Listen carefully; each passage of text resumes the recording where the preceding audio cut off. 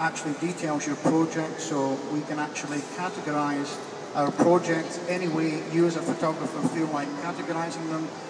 You can see the way I do it in my system, I do it by year. Very simple. Within each year, I have individual projects, as we see here. And we're actually looking at one now, which was Paris, done a little bit earlier this year.